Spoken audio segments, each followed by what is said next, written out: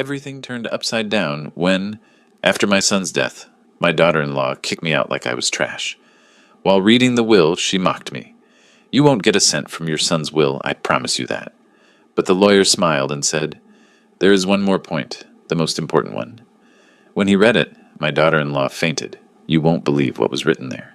Before we continue, please subscribe to the channel and write in the comments what time it is where you are now. Finally, I can rest. Dennis was so difficult to care for these last months. The words hit me like ice water. I stood frozen beside my son's casket, the funeral program trembling in my hands. Verna checked her phone again, scrolling through messages as if she hadn't just spoken about my dead son like a burden she'd finally shed. "Verna," my voice cracked through the cold March air. "We just buried my son. Show some respect for the dead." She looked up from her screen, irritation flashing across her perfectly made-up face. The wind cut through the cemetery, scattering the white lilies Martha had placed on nearby graves. Other mourners were walking toward their cars, but their conversations had stopped. They were listening now. "Your son?" Verna's laugh was sharp, bitter. "He was my husband, Horace, and now everything is mine." The funeral program tore slightly in my grip. My engineering mind, always precise, couldn't process what I was hearing. This woman had stood beside Dennis for 7 years. She'd promised to love him in sickness and in health. Yet here she was, 30 minutes after we'd lowered him into the ground, talking about possession and ownership. "What's wrong with you?" I whispered, though my voice carried further than intended. "At least pretend you're sad." Tom Riley, Dennis's business partner, had stopped walking. He stood 20 feet away, holding his wife's arm, both of them staring at us with undisguised shock. Martha Ellis was moving closer, her face pale with concern.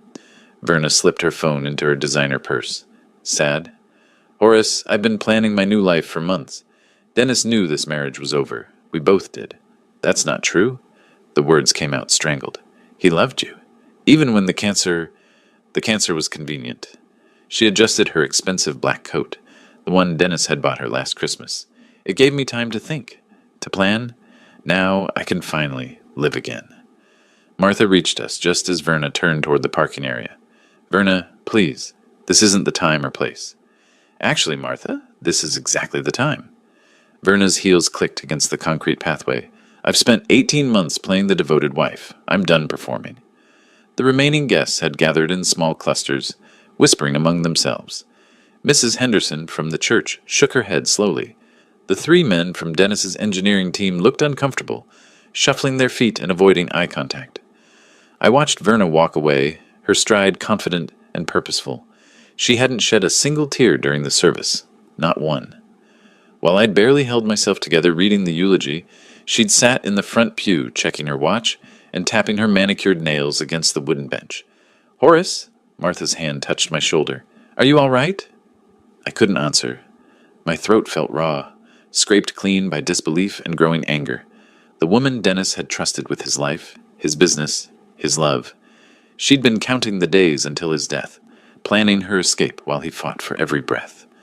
The wind picked up again, rattling the bare branches overhead. Verna reached her silver Mercedes, the one Dennis had surprised her with for their 5th anniversary. She didn't look back, not once. Standing there beside my son's grave, I wondered what Dennis would think if he could see her now. Would he be heartbroken, angry, or had he suspected what I was only beginning to understand? The expensive car pulled away, disappearing around the cemetery's curved road. I was alone now except for Martha, who waited patiently beside me, and the groundskeepers in the distance preparing to fill the grave. My hands were still shaking as I looked down at Dennis's photograph in the torn program. His smile looked back at me, confident and warm, the way he'd always been, the way he'd been even during those final weeks, making mysterious phone calls to Leonard Baxter and insisting everything would be taken care of. Looking at Dennis's face in that photograph, I felt something break open inside my chest. Not grief this time, something deeper. Pride mixed with desperate longing for just one more conversation with my brilliant boy. The wind scattered more flower petals across the fresh grave dirt. I closed my eyes and let myself remember. Dennis at 8 years old, standing in our garage workshop with model airplane glue on his fingers and determination in his dark eyes. He'd insisted on painting his planes purple and gold instead of the realistic silver and green the instruction manual suggested. "Dad, why do planes need to be silver?" he'd asked, holding up his bright purple fighter jet. "I want to make mine different, special." Even then, he'd refused to follow conventional rules. While other kids built their models exactly as directed, Dennis experimented.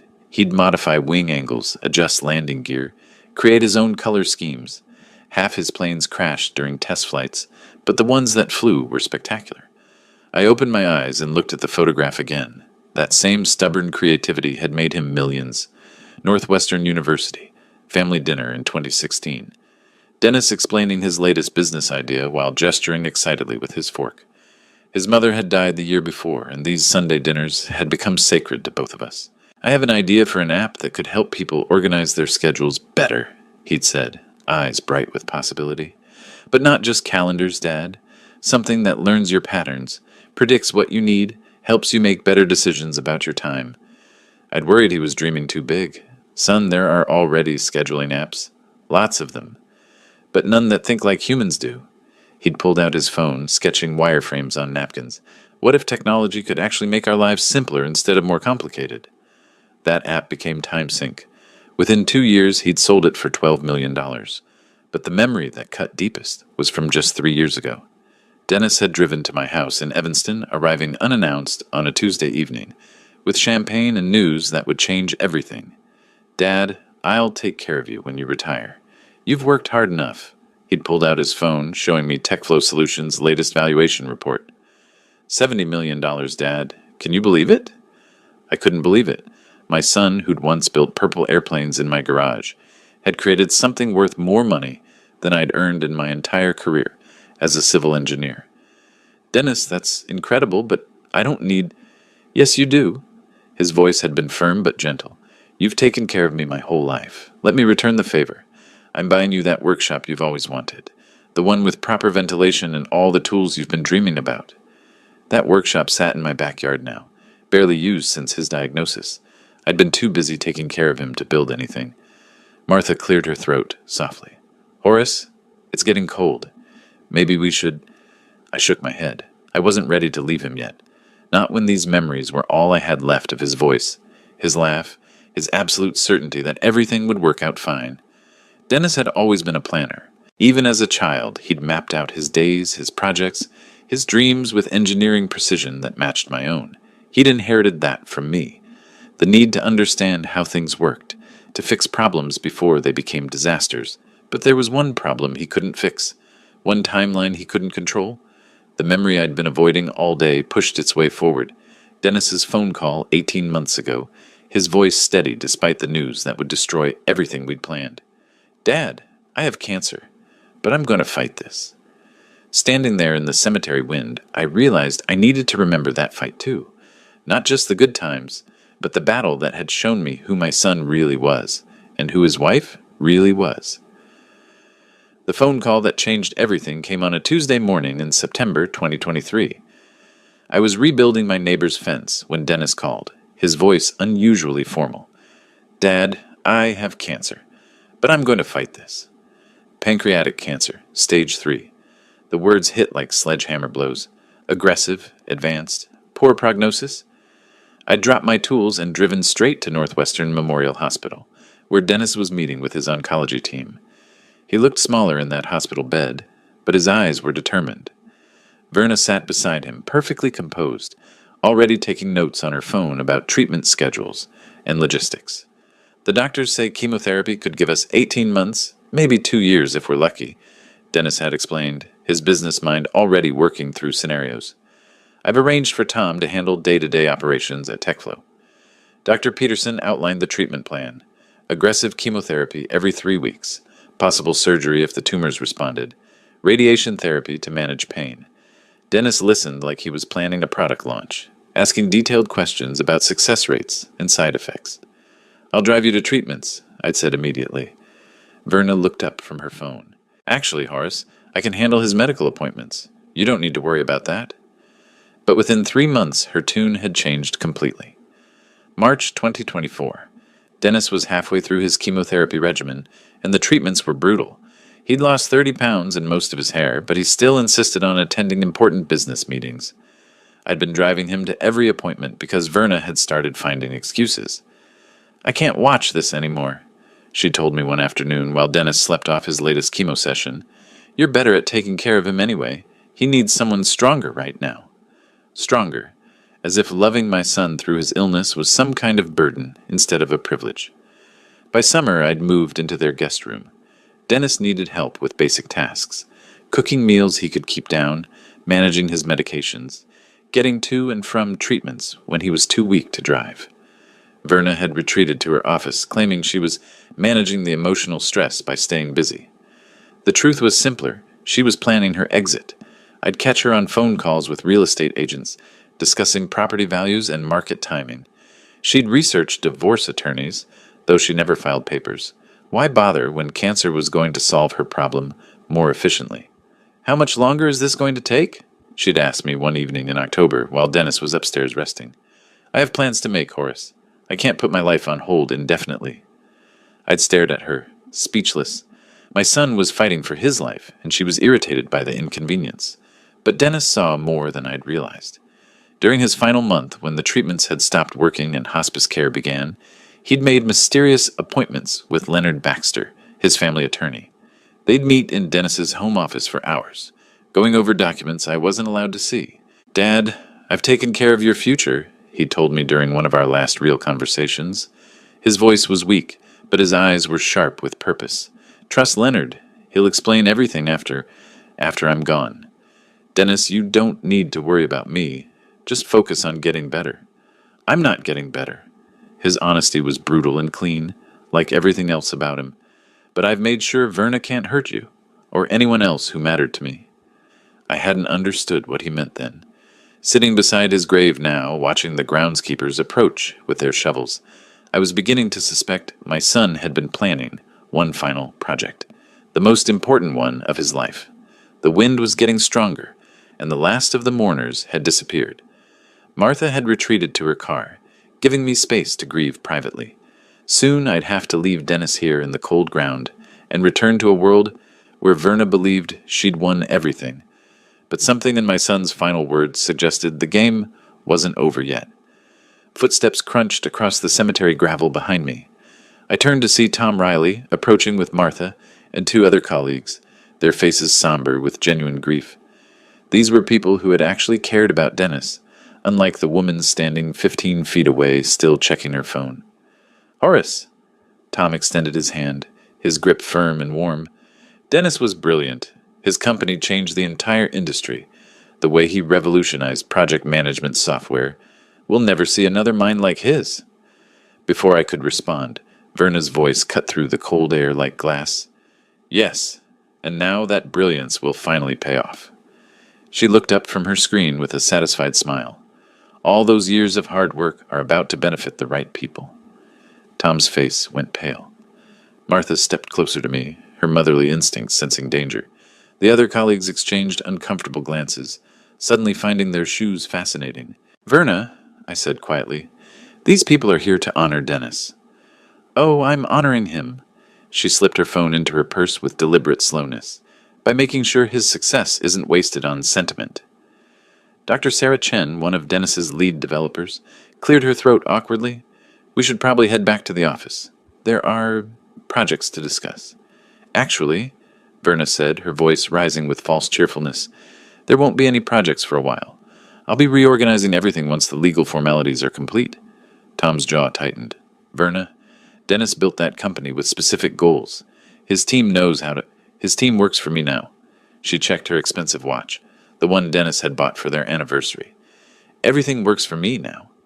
Martha discreetly pressed a small piece of paper into my palm, her phone number written in careful script. "If you need anything," she whispered, "you can always call." I nodded gratefully, tucking the paper into my coat pocket. At least someone in this world still understood basic human decency. The remaining guests began their awkward departures, murmuring quick condolences before hurrying toward the parking area. Mrs. Henderson shook her head as she passed Verna, disapproval written across her weathered features. The young pastor who'd conducted the service looked like he wanted to say something, then thought better of it. Within 10 minutes, only Verna and I remained beside Dennis's grave. The temperature was dropping as evening approached, and my breath came out in small, white puffs. She seemed immune to the cold, energized by some internal fire I was only beginning to understand. Horace, her tone shifted, becoming businesslike and sharp. We need to discuss housing arrangements. Something ice-cold settled in my stomach. What do you mean? I mean your living situation. She pulled out her car keys, jingling them impatiently. We'll handle this at the house. There are documents you need to see. The way she said documents made my engineering mind start calculating probabilities. None of them good. Dennis had been so careful about everything else. Had he somehow missed protecting me from his own wife? Verna, I've lived in that house for 18 months.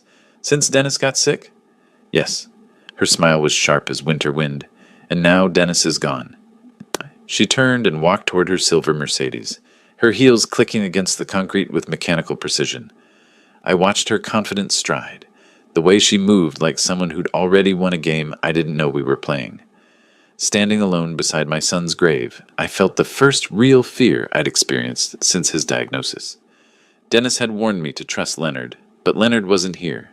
The only person who might have answers was walking away from me toward a car that cost more than my annual pension. I looked down at Dennis's photograph one more time, then folded the funeral program carefully and slipped it into my jacket pocket beside Martha's phone number. Whatever Verna had planned, I was about to find out. The 15-minute drive to Evanston passed in suffocating silence. Verna drove with the radio off, her manicured fingers tapping against the steering wheel, in rhythm with some internal countdown. I watched familiar Chicago suburbs roll past the passenger window, each landmark reminding me of drives I'd taken with Dennis over the years. When we turned into the circular driveway of the Grant family mansion, my headlights caught something that made my breath stop. 3 large suitcases sitting on the front steps like abandoned luggage. "What are those?" I asked, though my stomach already knew the answer. Verna parked with deliberate precision and turned off the engine. "Your belongings are by the door. This house is mine now." I stared at the suitcases, my mind refusing to process what I was seeing. "Verna, this is illegal. I'm officially registered here. This is my address on all my documents." She stepped out of the car and walked to the front door with confident strides, pulling out her house keys. "Read the rental agreement, Horace. Dennis rented you a room. The lease ended with his death." "Rental agreement?" I followed her up the brick steps, my legs feeling weak. "What rental agreement?" Instead of unlocking the door, she reached into her purse and pulled out a manila folder. Inside were 3 pages of legal documents, neatly typed and bearing Dennis's signature from 12 months ago. "Room rental agreement," she read aloud, her voice crisp with satisfaction. "Month-to-month tenancy between landlord Dennis Grant and tenant Horace Grant. Automatic termination upon death of landlord." My hands shook as I examined the papers under the porch light. Dennis's signature looked authentic. The dates were correct. The legal language was precise and binding. "We just buried your husband," I said, my voice cracking with disbelief. "And now my new life begins." She stood in the doorway, arms crossed, blocking my entry to the house where I'd cared for my dying son.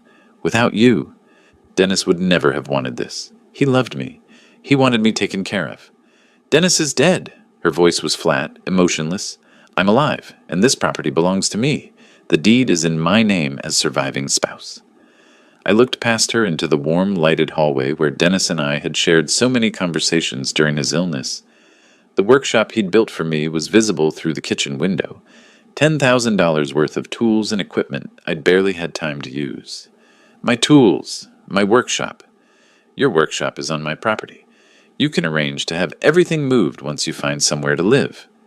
"Where am I supposed to go? It's nearly 7 o'clock on the day of my son's funeral." "That's not my problem." She stepped aside just enough to grab the front door handle. "Your belongings are packed.